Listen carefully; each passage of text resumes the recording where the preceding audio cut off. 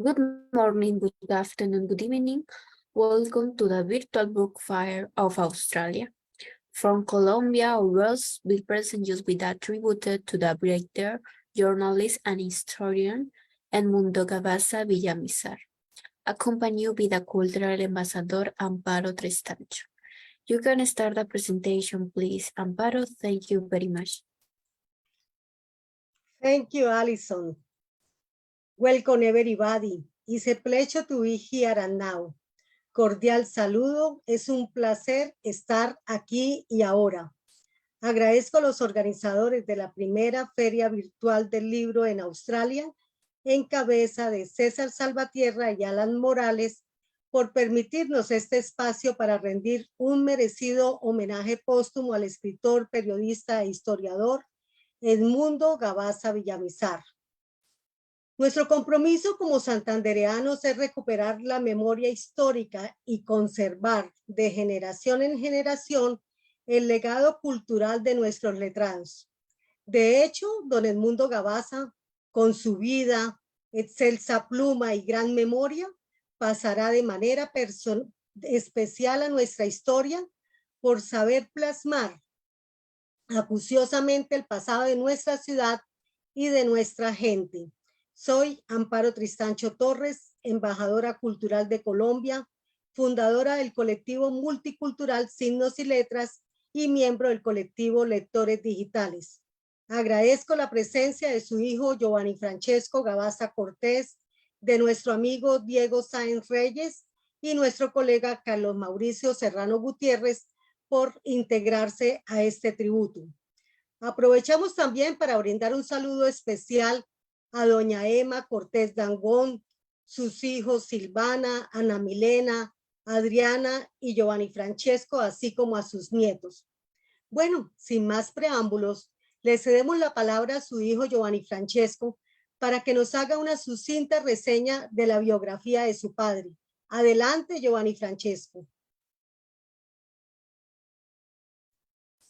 Bueno, muy buenas tardes. Gracias por la invitación y gracias por este momento, este elogio a don Edmundo Gavasa Villamizar, mi señor padre, quien en la sociedad de Bucaramanga fue un referente importante. Las últimas generaciones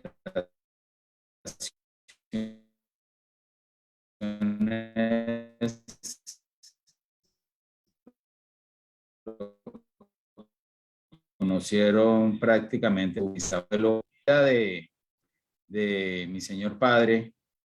Es que la gente de años atrás lo conocía por otros factores, no solamente por los libros de historia, sino por su labor, su trayectoria como periodista en la ciudad de Bucaramanga. Él desde los 17 años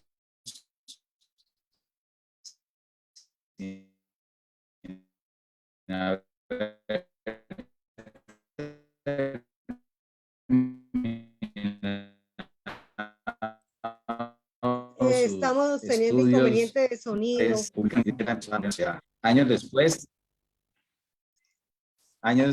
después, pues él logró tener la oportunidad de estudiar en los Estados Unidos, donde se oficializó realmente como periodista y regresó al país nuevamente a ejercer esa labor, empezando por el diario El Tiempo en Bogotá. Y luego que se radicó en Bucaramanga, ininterrumpidamente trabajó con el diario más importante de Bucaramanga, Vanguardia Liberal, hoy en día que se llama simplemente Vanguardia.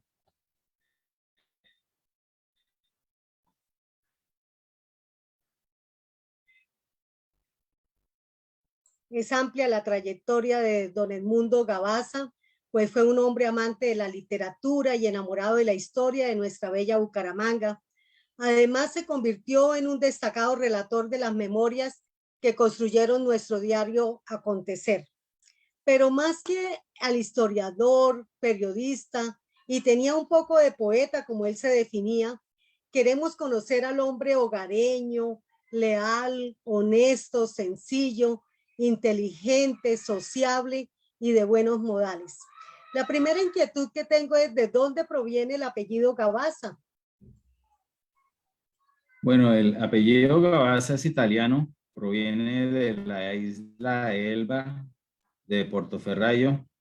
De allá viene toda la descendencia italiana. Algo curioso es que la isla de Elba fue el lugar donde estuvo Napoleón Bonaparte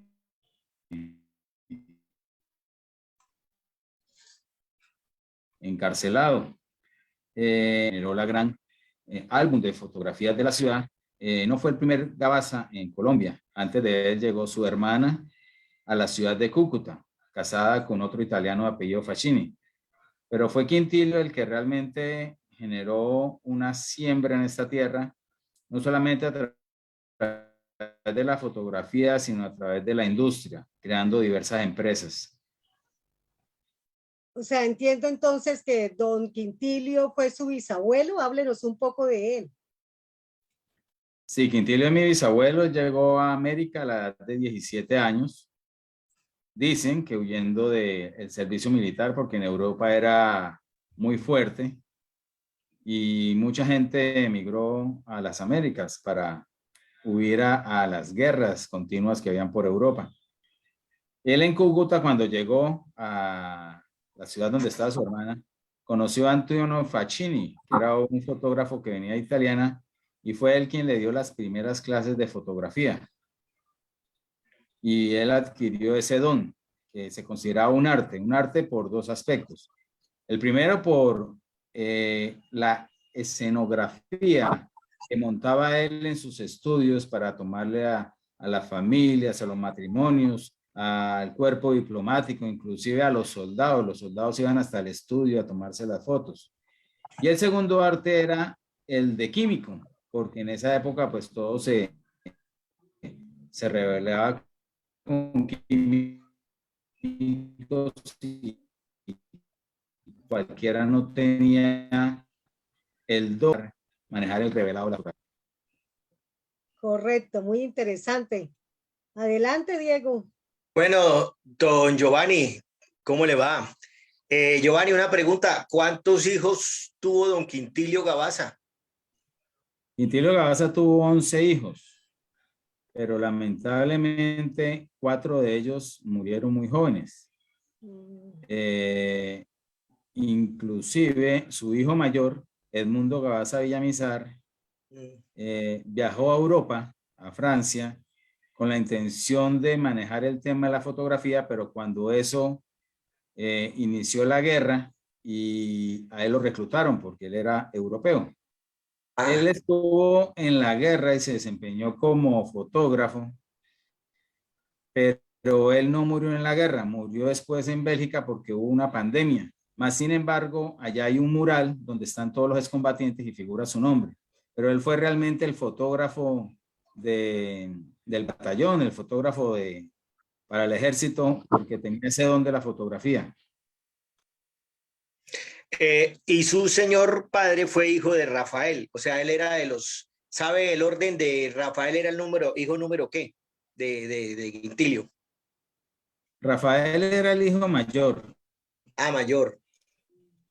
El hijo mayor, y si nosotros revisamos que era el hijo mayor, el siguiente era Ramón Quintilio, pero mayor después de Edmundo, ¿no? Estamos hablando que Edmundo falleció y Rafael quedó como hijo mayor. El mayor era Edmundo, pero murió en Bélgica. Entonces Rafael pasó al primer lugar. Cuando mi bisabuelo murió a los 60, 1922, mi abuelo tenía hermanos pequeños. Entonces mi abuelo tuvo que asumir primero las riendas del negocio de tanto la fotografía como la fábrica de pastas y de la crianza de sus hermanos, porque todavía tenía hermanos en el colegio. Entonces mi abuelo pasó a hacer la figura de padre para sus hermanos. Y inclusive si revisamos la fecha, mi bisabuelo murió en 1922, no alcanzó a conocer sus nietos. Ninguno. Ninguno. Mi abuelo terminó controlando todas las empresas de su padre y la crianza de sus hermanos. Y ninguno de mis tíos, mi padre pudo conocer al italiano, a Quintilio Gabasa, mi bello. Bueno, Giovanni, ya tomando el tema de Bucaramanga como ciudad y de todo lo que hizo la familia Gabasa, hablemos un poco de la famosa plaza del centro, Plaza Central. Algunos le dicen Plaza San Mateo, otros dicen que no, pero bueno, eso tiene mucha historia. De ahí usted nos puede contar varias cosas interesantes. Pues realmente la historia que tenemos es que, yendo mucho más atrás antes de la existencia de esta plaza, muchos de nuestros parques eran plazas. O sea, las ciudades se preocupaban por tener plazas y no parques. Porque ¿qué eran las plazas? Era el lugar donde se reunían todos los comerciantes a hacer sus negocios. Y años más tarde fueron las plazas de mercado. Los negocios eran los mercados. Entonces, cuando el gobierno municipal decidió retirar de las plazas, fue que de las plazas públicas, todos esos puestos de comercio, que hoy en día, con los nuevos gobernantes, estamos viendo que lo están volviendo a hacer, colocando carpas para que vayan la gente del campo a vender sus productos. Cuando el gobierno municipal dijo, no, vamos a centrar todo eso en un edificio, pues fue que se creó la Plaza San Mateo, con la intención de que la gente dejara de usar la Plaza García Rovira con ese fin. La gente no subía, la gente se quedaba abajo y querían que la gente en el parque de arriba, que hoy llamamos Centenario, que era la plazuela Santa Rosa, ahora no sé si me equivoco el nombre, Sí. colocaron un aviario y algunos animales para que hubiera una atracción y la gente subiera, no se quedara en la parte de abajo y se moviera por toda la ciudad. De ahí fue también algo curioso el nacimiento de la Sagrada Familia. El templo que existía inicialmente era San Laureano, pero se llenaba de gente y el gobierno dijo, venga, tenemos que hacer que la gente se disperse porque todo es abajo. Y fue cuando nació el proyecto de crear la Sagrada Familia para que las familias de arriba, por decirlo así, se quedaran allá y las de abajo y no se tuviera tanto lleno en el templo. Y existía la Plaza Belén, que hoy es el Parque Santander. Como les digo, la gran mayoría de los parques de nuestra ciudad, antes de ser parque, eran plazas. Y era el sitio donde se reunían los comerciantes, era el sitio donde se hacían los negocios. Eso era lo normal en todas las... Bueno, bien. Amparito. Bueno, me queda sonando, pues era muy exitoso el estudio de fotografía, pero ¿por qué realmente su abuelo decide cerrarlo y si posteriormente retoma abrir el estudio? Bueno, pasaron dos hechos curiosos. Mi bisabuelo murió en el año 60, perdón, murió de 60 años, y mi abuelo, cuando cumplió 60 años, también decidió retirarse de la fotografía. No falleció, pero dijo, hasta aquí llego. ¿Por qué? Porque él seguía con los conocimientos de su padre, con lo clásico, y ya no estaban llegando nuevos avances y Gabasa no se modernizaba. Gabasa estaba en lo anterior, ya había mucho fotógrafo callejero, ya había otros tipos de cámaras, y mi abuelo se quedó en lo tradicional. ¿Qué hicieron cuando cerraron el estudio? Continuamos con la representación de Kodak, fuimos los primeros representantes de Kodak en Bucaramanga. En el mismo almacén éramos representantes de Olivetti y de algunos otros productos. Entonces siguieron con el almacén en la carrera 15, pero ya la toma tenía 18 años. O sea, mi papá estaba muy pelado y él no había salido del colegio y él estaba enamorado de la prensa. Él era fascinado con la lectura de los periódicos, ya trabajaba en un diario de un colegio, de un órgano estudiantil, y fue tanto su éxito en el colegio, en la prensa, que entró a ser parte, sin haber terminado su colegio, en el diario El Deber, en Vanguardia y en la revista Cinerama. Entonces, él no Correcto. continuó la tradición de la fotografía. algo lógico es que mi papá tenía un problema visual. Él no tenía el ojo, por decirlo así, para tomar una foto de alta calidad, pero él se enamoró fue de la prensa. Al enamorarse de la prensa se volvió un hombre muy social, porque lo veían en todas partes, lo veían en todas las reuniones, lanzamientos, congresos, y entonces fue donde empezó a hacer sus grandes amigos, que hoy en día es lo que le representa el abrir de las puertas. Mi papá decide hacer un libro, nadie duda en darle una mano, en suministrarle los álbumes, las fotos, porque es un hombre que hizo innumerables amistades en su labor como reportero, como cronista. Muy interesante. Como hijo, ¿cómo recuerda a ese padre? ¿Cómo recuerda? Lo conocemos como periodista, historiador, escritor, pero al interior de la familia, ¿cómo era su padre? Mi papá le gustaba mucho vacacionar con nosotros porque pues él, digamos, en su rutina normal era el trabajo, trabajo, trabajo, trabajo, pero él disfrutaba llevarnos siempre a la costa, o sea, siempre las vacaciones eran a Cartagena, y él disfrutaba que nosotros viviéramos ese espacio de descanso, porque aquí normalmente era todos los hijos en el colegio, en el trabajo y no habían oportunidades de darnos tanto espacio. Lógicamente los fines de semana había espacio para ir a la finca de sus amigos, ahí a la finca de Alberto Alfonso, para ir a una finca que tuvo en Matanza. Bueno, habían oportunidades, pero a él le gustaba que todos los años viajáramos a Cartagena y viviéramos ese descanso realmente, ese retirarnos, alejarnos de las rutinas diarias. Siga, Dieguito. Giovanni, Quintilio Gabaza tuvo que ver con la construcción de la sede actual del Club del Comercio, que ya cumplió 100 años. Y de hecho, la historia que queremos que nos cuente es un diseñador italiano, un arquitecto, pero ¿de dónde se tomó? ¿Cuál fue la referencia de ese edificio? Aunque detrás de eso hay una historia muy buena.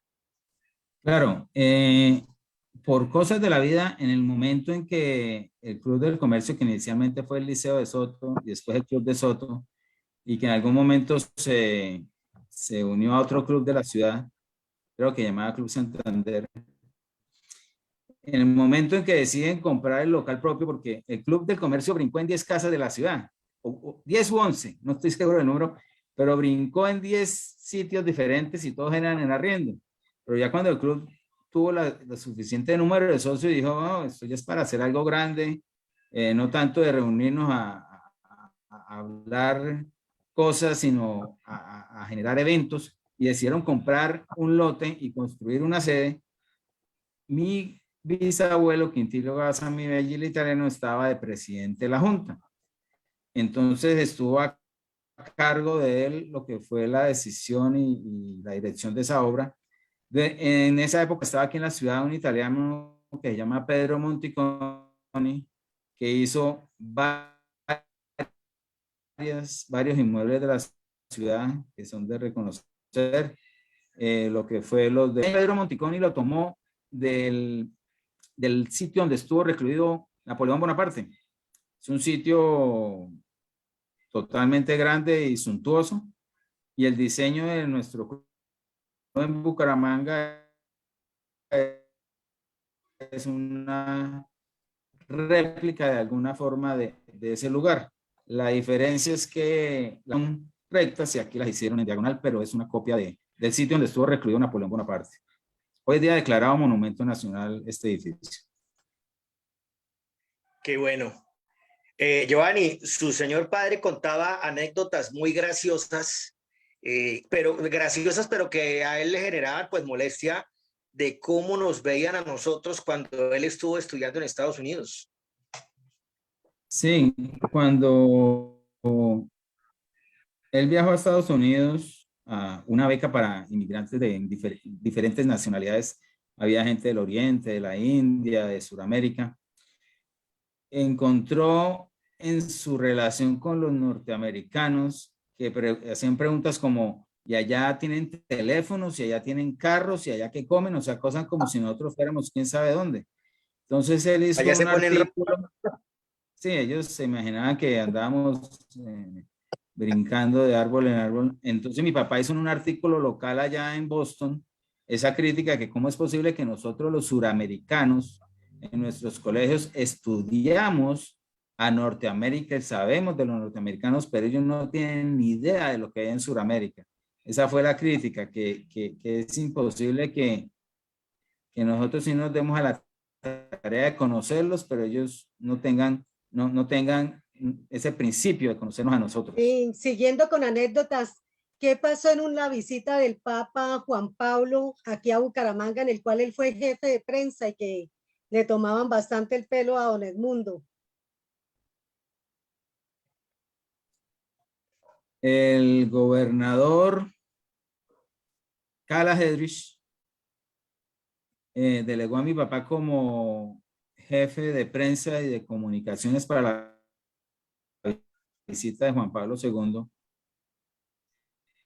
Estamos hablando del año 86 y pues la tecnología de esa época no tiene nada que ver con la nuestra, ¿no? Mi papá en el Coliseo Edmundo Luna Santos hizo la sala de prensa y organizó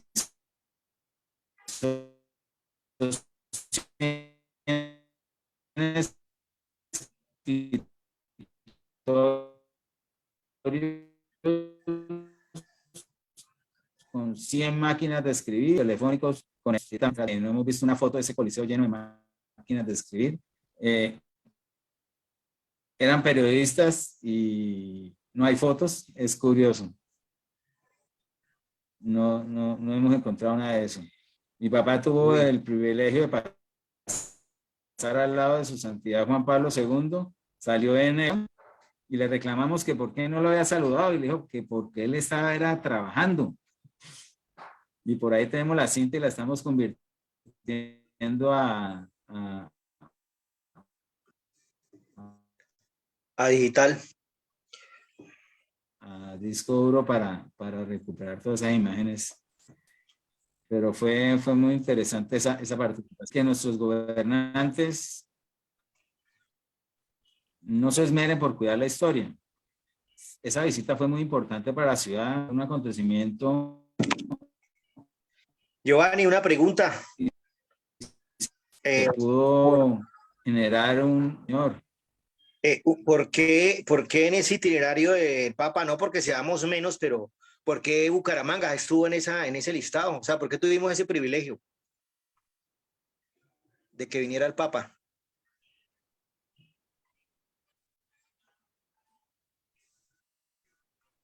No, la verdad, eso años antes, una carpeta aquí atrás sobre la visita del Papa, y hay innumerables de documentos y desde un año atrás vienen de Italia a revisar cuáles son las ciudades propuestas a hacer un estudio de seguridad y deciden si a esa ciudad se puede ir o no. Y Bucaramanga pasó el estudio de seguridad y empiezan a poner condiciones, que deben haber vías de escape, que ven, bueno, todo lo que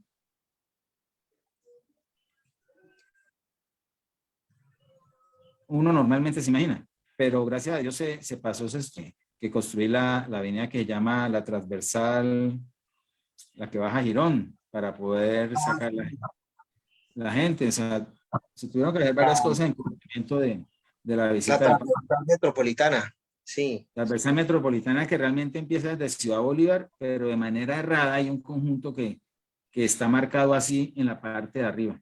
Y la transversal metropolitana iniciaba en Ciudad Bolívar. Correcto. Bueno, muy interesante. Hay una historia que es muy reconocida, que es la de la Casa del Diablo de don David Puyana, y que pues don Edmundo también nos contaba sobre esa historia. ¿De qué se trata?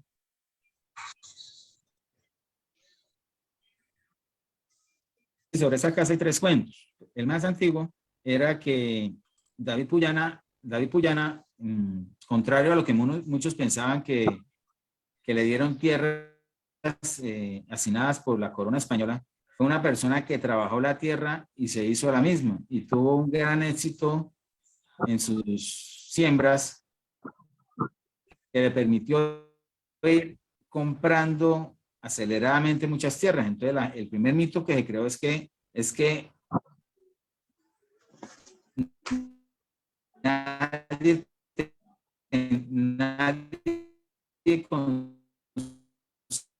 veía la capacidad que tenía él de comprar tantas tierras, ese mito continuó cuando él trajo un catalejo de Europa y desde su casa que está en la parte de arriba de la montaña, veía a todos sus empleados trabajando en la hacienda cabecera del llano y anotaba quién dejaba de trabajar en algún momento o descansaba más de la cuenta. Cuando era el día del pago, él le descontaba ese tiempo a los empleados. Entonces, todos no entendían cómo hacía para él saber eso y decían que tenía un pacto con el diablo. Y lo tercero, el tercer mito es que cuando mandaban a hacer una puerta o una ventana para esa casa, cuando el carpintero regresaba a los 3, 4 días a instalar la puerta o la ventana no cuadraba. Entonces decían que era un pacto con el diablo porque nunca cuadraban las cosas, pero todos sabemos que esa casa está ubicada, en un momento estaba en movimiento, por eso era que.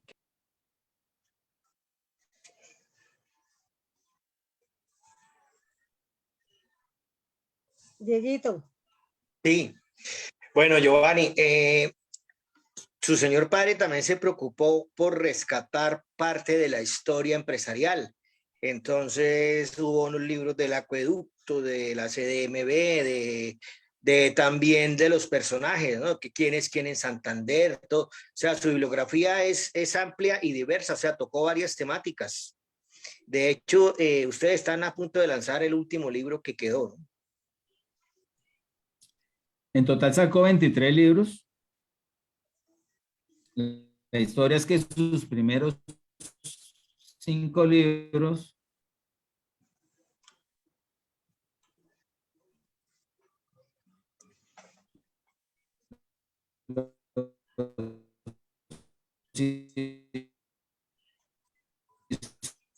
sin hacer libros y fue cuando él descubrió la oportunidad de seguir en esta tarea porque la gente le confiaba a él sus archivos, sus álbumes y los gobernantes de turno le abrían las puertas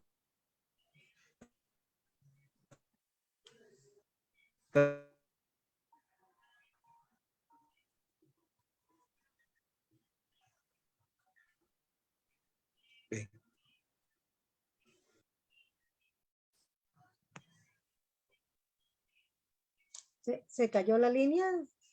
y todas sus Parece que sí. empresas. Ah, bueno. Igualmente la familia Mora.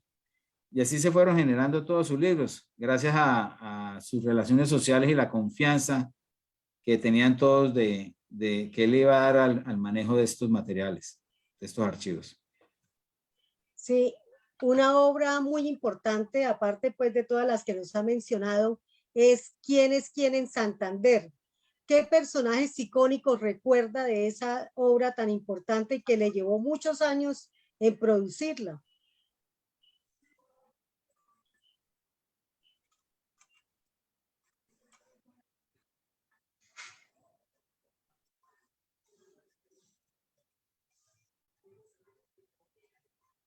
Detallaba más a las personas y encontramos figuras que hoy en día todos reconocemos y recordamos, como Alfonso Gómez Gómez, como Armando Puyana, como Ángela Patricia Yaniot, Carlos Ardila Lule. Igualmente encontramos a Alberto Montoya Puyana, que fue gobernador y después fue el primer alcalde elegido popularmente. Toda una serie de personalidades que valía la pena dejar su biografía registrada porque marcaron en el siglo XX una huella en nuestra ciudad. Sí. ¿Alguna vez Amparito, Sí, es que quería comentarte que tú y yo tuvimos el privilegio de que Don Edmundo escribiera sobre nosotros en el 2008. Don Edmundo escribió algo sobre algo que tú hiciste y yo tuve el privilegio en el 2020 sobre mi proyecto de historia de Bucaramanga. Háblanos de ese artículo.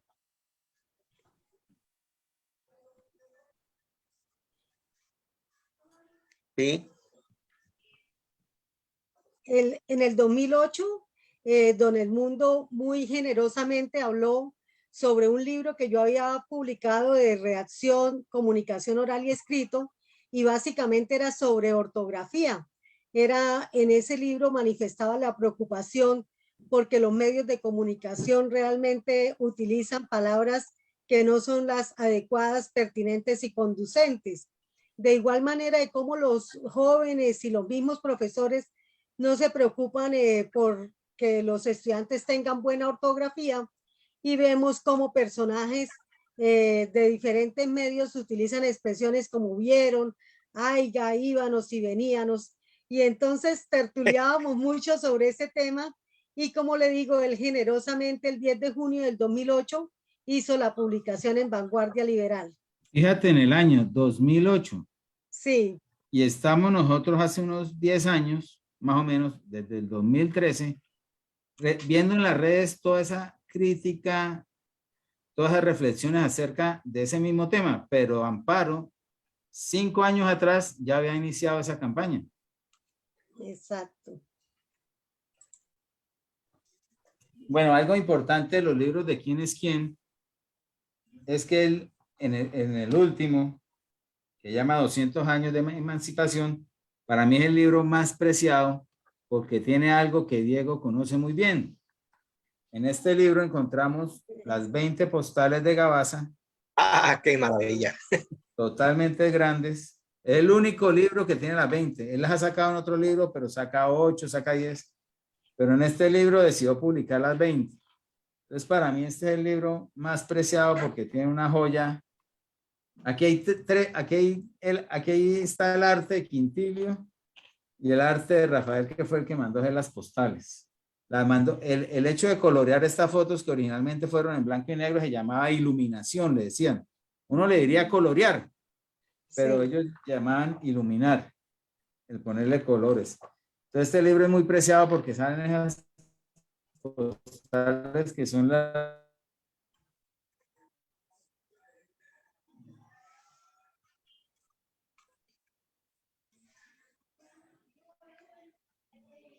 Esas postales las tengo yo físicas. Ay, qué bueno. De hecho, Pues, de hecho, fue la inspiración para empezar todo este proyecto de historia de Bucaramanga. no, qué interesante. Alguna vez en una entrevista le escuchaba a Don Edmundo que proponía realizar un museo en la ciudad, pero pues ahí como que quedó en el tintero. Sin embargo, noto y el donde está ubicado precisamente Giovanni, hay muchos recuerdos y hay toda una serie de cámaras fotográficas, fotos que tenía Don Edmundo. ¿Se ha pensado en poner en la puesta en escena del museo, Giovanni? Hola, pues nosotros lo que queremos es, primero, preservar y organizar todo ese tema y darle, digamos, como un destino que realmente sirva para toda la comunidad. Llegar a contar con un sitio que nos garantice que no van a ser intereses particulares y no va a haber como un salvaguarda de eso. Hoy le publiqué a Diego en el grupo un artículo de prensa que hizo mi papá en el año 2022 sobre el Museo de la Ciudad.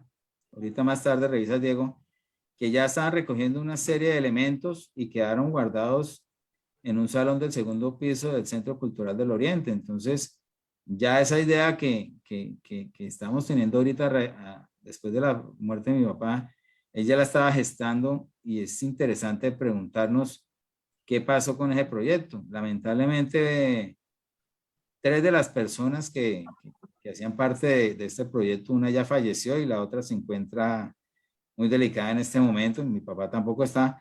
Entonces nos toca a nosotros, Diego, continuar con Claro, esa tarea de hacer el Museo de la Ciudad, pero rescatar esos elementos. O sea, en el artículo mi papá dice que ya habían recogido varias cosas donde quedaron esos elementos. Muy importante realmente rescatar esa parte del museo. Escuchamos, Dieguito.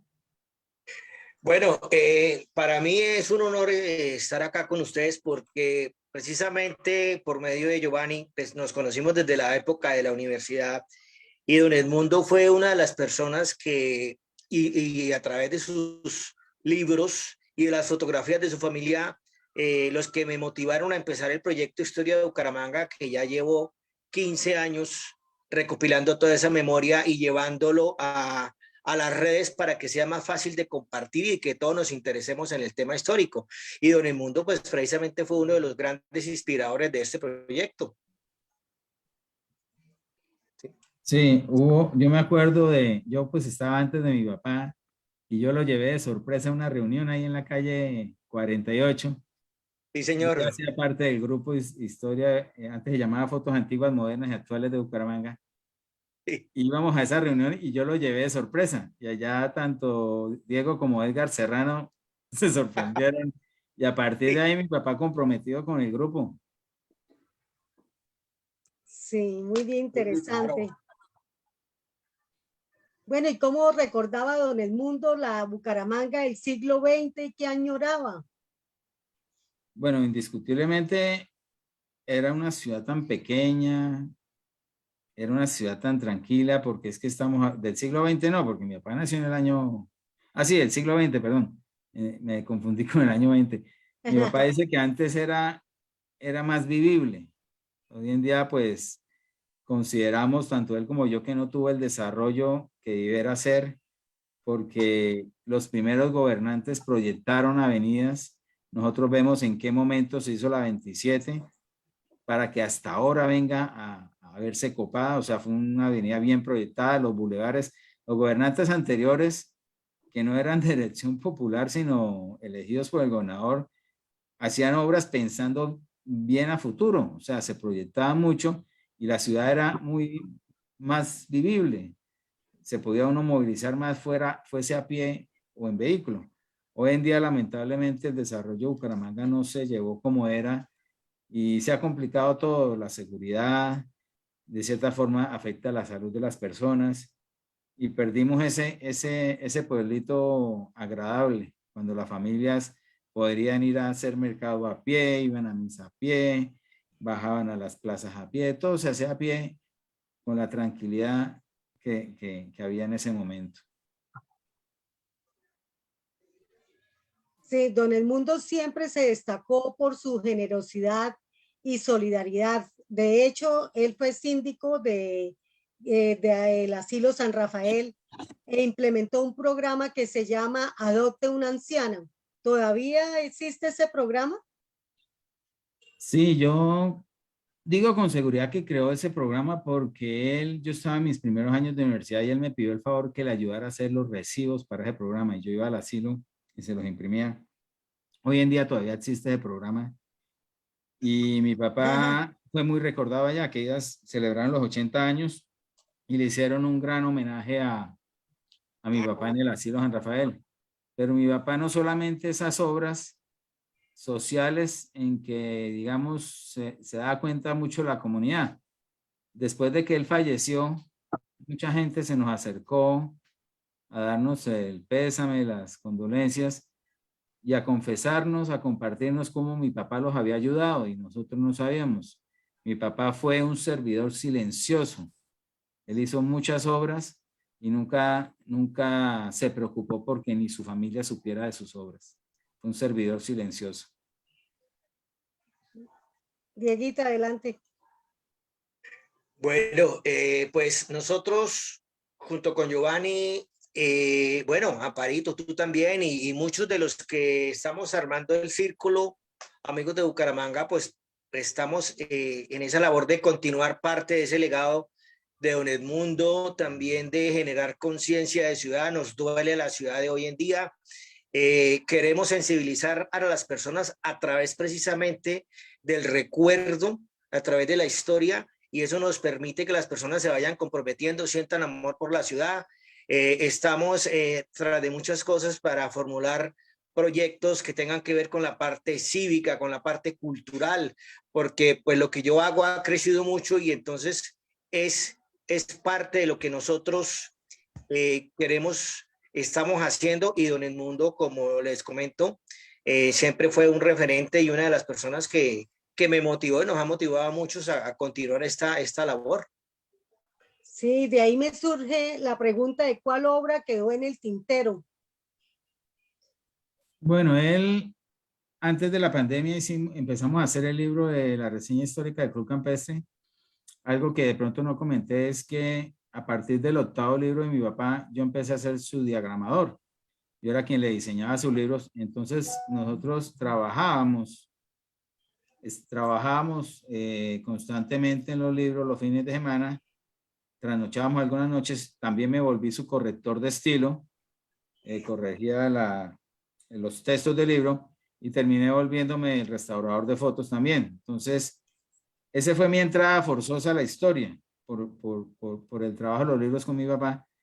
Llegó la pandemia, estaba terminado el primer tomo del libro del campestre y dijo, no, pues sigamos porque ¿qué hacemos si estamos encerrados todo el mundo? Yo saqué un permiso de salud y venía a trabajar con él. Y en pandemia terminamos un libro de 460 hojas.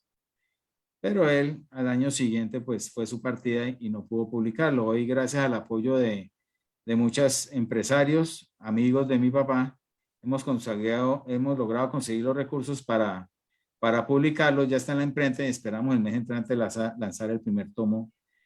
Reseña histórica del Club Campestre 1930-1967. Perfecto. Giovanni, Francesco, contémosle un poco a la audiencia.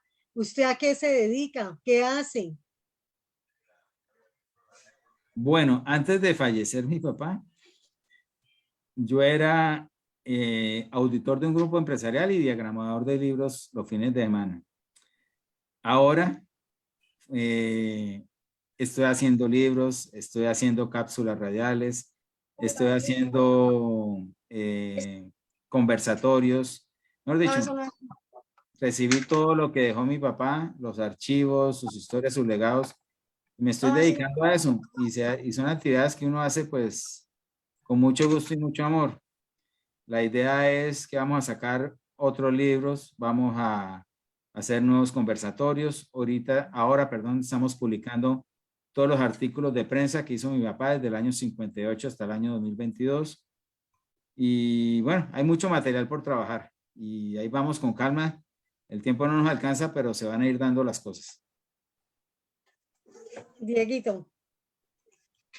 Bueno, yo soy administrador de empresas de la UNAD, especialista en mercadeo. He trabajado en varias áreas, pero básicamente la línea dura mía es el sector educativo a través de una empresa, una sociedad que tengo ya desde precisamente también hace 15 años, desde el 2008. Pero desde pandemia, yo empecé el proyecto de fotos de Bucaramanga antiguas, buenas actuales en el 2008, pero precisamente en pandemia esto empezó a crecer mucho más. Empezó la gente a ver más, a seguir más el grupo, a interactuar. Entonces fue cuando yo decidí también a partir del 2021 tomar este proyecto como un emprendimiento digital. Y entonces le dediqué mucho del tiempo de los esfuerzos y por eso estamos haciendo tantas actividades. Yo también tengo espacios radiales, estamos realizando un documental, estamos haciendo varias cosas y varias propuestas que hemos formulado ya. Logré conseguir recursos con la gobernación para el documental, con el Instituto Municipal de Cultura, acabé de ganar una beca para escribir la historia del barrio San Alonso. Entonces estoy en ese proceso de dedicarme 100% porque este tema realmente es el que me apasiona. Claro. Sí, mire, Sí. y hay algo que no nos van a perdonar si no les decimos, que es precisamente, sabemos que Bucaramanga es la capital de Santander y una de las urbes más competitivas y con mejor calidad de vida. Y una pregunta que siempre surge para los historiadores es, ¿qué conoce de las teorías de dónde proviene el nombre Bucaramanga? Donde el mundo, pues siempre en las tertulias armaban eso, sí, los unos decían que de una parte, los otros, pero ¿cuál era la teoría que él más tenía por cierta? No, pues él en algunos de sus libros registró la teoría del árbol, de la mata búcaros, el árbol búcaros y la manga por la forma de la ciudad. Pero realmente si nosotros nos vamos a la historia de los 400 años de Bucaramanga, no de la ciudad porque no éramos ciudad cuando entonces, sino de la creación del pueblo de indios, que la corona española tomó el nombre de Bucaramanga. Las últimas teorías es que ese nombre venía de los indios, pero no hay ninguna reseña de por qué los indios usaban ese nombre. Después fue que nacieron diversas teorías, que la que les dije, que el algo de Búcaros, que la forma de la ciudad como una manga. ¿Qué nos dice Diego del origen del nombre Bucaramanga? No, le he escuchado lo que habla don Edmundo, lo que dice Armando Martínez, lo que dice Emilio, y estoy también todavía ahí como una pregunta por resolver. Sí. Bueno, Sí. ¿y qué dice el gran historiador Emilio Arenas? Emilio, en sus libros, él se refiere a que es un nombre original de los indios, porque es que si vemos el decreto que hizo la corona española para crear el pueblo de indios y ponerle el nombre Bucaramanga, era porque era usado en esta zona y cuando eso no había aquí, no había habitantes, simplemente se estaba generando un caserío de indígenas, pero ya lo usaban en la zona. Entonces, la teoría que dice Emilio Arenas es que los indios traían ese nombre, pero no tenemos ninguna fuente, ninguna reseña para saber por qué ellos usaban ese nombre. Años después en la ciudad, además de que se creó el pueblo de indios denominado Bucaramanga, perdón, años después hubo otros dos reseñas de ese nombre. Hubo una quebrada que se llamaba La Bucaramanga, que hoy en día la llamamos La Rosita, se le cambió el nombre por una costumbre, pero sin sentido, y la hacienda La Bucaramanga. Algo interesante es que la hacienda La Bucaramanga queda donde es hoy día el barrio San Miguel. Y en un costado de la hacienda Bucaramanga quedaba la quebrada La Rosita, perdón, que se llamaba la Bucaramanga, y al otro costado quedaba la quebrada El Oro. Entonces, si nosotros analizamos que el pueblo de indios se creó para explotar el oro y la zona de la hacienda Bucaramanga se llamaba así y a un lado tenía la quebrada del oro, es una teoría que tenemos hoy en día que posiblemente la ciudad nació en ese sector, porque tenía la quebrada La Rosita, perdón, la quebrada La Bucaramanga a un lado, nombre traído de los indígenas, y la quebrada que llamaron después El Oro, porque no podemos relacionar el pueblo de indios de Bucaramanga con el río de oro de Girón, porque estamos muy lejos. Tenemos que relacionar la explotación del oro con las quebradas que atravesaban la ciudad, no con el río de oro. Muy interesante. Don Edmundo también fue, pues, fue miembro de número de la Academia de Historia de Santander y entiendo que también fue presidente, ¿sí? ¿Durante cuántos periodos? Muy interesante. Cuando yo empecé a hacer la reseña biográfica de mi papá para el conversatorio de su vida y obra, recurrí al libro de Cristóbal Acosta, donde están todas las actas de la Academia de Historia. Y descubrí, pues cuando él empezó, yo era muy niño, pues descubrí que él estuvo 14 años como tesorero. Y durar de 14 años de tesorero en una institución como esta era porque generaba resultados, porque generaba confianza. Años después logró ser vicepresidente, duró muy poco porque el que estaba de presidente le tuvo que irse de la ciudad y pasó a ser presidente de la academia, si no estoy mal, durante 5 periodos consecutivos. Entonces él estuvo prácticamente 20 años en lo que es no sé si se lleva el mismo nombre, la Junta Directiva de la Academia de Historia. Después, él siempre tenía la teoría que tocaba darle la oportunidad a alguien y dijo, no, 5 años es suficiente. Y dio paso al costado para que alguien más ocupara la presidencia. Igualmente en el asilo duró 5 años. Y en la Sociedad de Mejoras Públicas también la estuvo dirigiendo muchos años atrás. ¿Y fue miembro también de otras academias fuera de Santander? Sí, él hizo la presentación de una de sus obras en la Academia Colombiana de Historia y fue miembro de otras academias que visitó, como la San Martiniana, la Academia de Historia de Cartagena. Tenemos alrededor de diversos diplomas y reconocimientos de su asistencia, visita o presentación en otras academias, pero prácticamente esos, digamos, esas academias son de momento, ¿no? De la visita, pero es la relación constante y permanente fue con la Academia de Historia para salvaguardar la Casa de Bolívar y todas sus riquezas históricas que tienen en sus museos. Bueno, muchas gracias. Ahora despidámonos, Dieguito, despida aquí a nuestro invitado. Bueno, don Giovanni Gabaza, nosotros seguimos en nuestro trabajo, ¿no? Ahí seguimos publicando. Las publicaciones que hace Giovanni están basadas en la investigación. Las personas a veces no se imaginan que cuando uno publica lleva 3 meses averiguando un tema, ¿no? Y ¿sabe qué me da a veces tristeza y a veces rabia? Hacemos la publicación y no leen el texto y nos No, preguntan. y la gente no se imagina cuánto dura uno publicando, porque yo pongo la foto y empiezo a redactar el texto y corrija y agregue y corrija, y uno puede en una simple foto durar hasta 1 hora en la publicación por mejorar la historia, por mejorar la crónica, por hacer todo más historia y que la gente realmente sepa más. No sacamos nada con publicar una foto y decir esa es tal dirección y ya. Entonces lo que buscamos con Diego es realmente investigar y dar a conocer hechos importantes del pasado, y publicar una foto y redactarla no es sencillo. Sí, ese comentario me hace recordar a nuestro querido periodista Edgar Serrano Gómez, quien también está por esa misma línea y publica, por decir, una foto de un restaurante. Le dicen, pero no publicó el restaurante que quedaba media cuadra abajo. Sí, no valoran realmente el trabajo y el esfuerzo que se está haciendo. Bueno, para despedirnos, Giovanni, ¿cómo se sintió? ¿Qué mensaje quisiera darle pues a todos los fervientes admiradores de don Edmundo Gabaza? Bueno, más que don Edmundo Gabaza, yo creo que el sello es Foto Gabaza.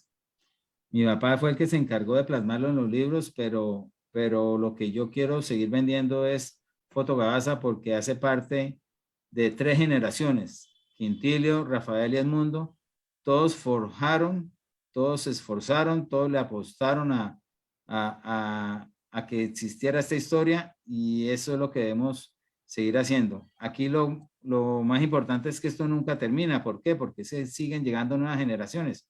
Hoy estamos publicando algo, pero dentro de 10 años hay alguien que llegó a la edad adulta y va a tener la curiosidad, y hasta dentro de 10 años se va a dar cuenta de eso.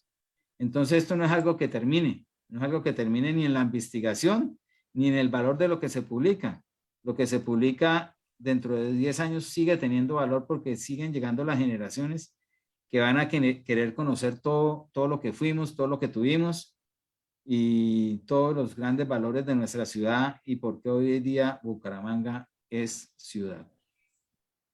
Efectivamente, don Edmundo Gabaza Villamizar, en su trasegar como periodista, escritor e historiador, publicó sus libros e incontables columnas, siempre en procura de nuestro devenir, para que no quedáramos sepultados en el olvido, y por eso permanecerá siempre en nuestros corazones. Felicitaciones, porque usted y su familia tuvieron el privilegio de disfrutar de un gran hombre como padre, esposo, abuelo y amigo. Con todo nuestro cariño y admiración ofrecimos este merecido homenaje a la memoria de don Edmundo Gabaza Villamizar y honramos a su familia. Además, recordemos que todos tenemos una historia que contar. Muchísimas gracias. Un abrazo desde Bucaramanga, Colombia. Los queremos mucho. Bendiciones. Gracias. Chao, chao. Hasta pronto.